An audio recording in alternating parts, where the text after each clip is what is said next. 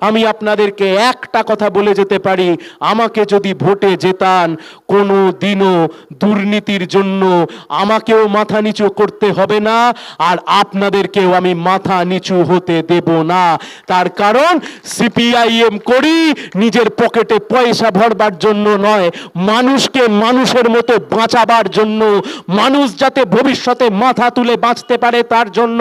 তৃণমূল আর BJP চাইবে ধর্মের ভিত্তিতে ভোট করতে, ধর্মকে সামনে নিয়ে এসে ভোট করতে, আর ওখানেই আমাদের চ্যালেঞ্জ কমরেড, ওরা ধর্মকে সামনে রেখে ভোট করবে, আমরা রুটি রুজিকে সামনে রেখে ভোট করব।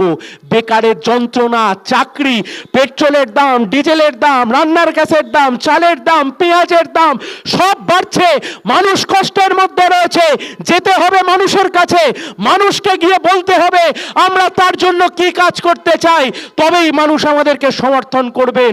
যত দূর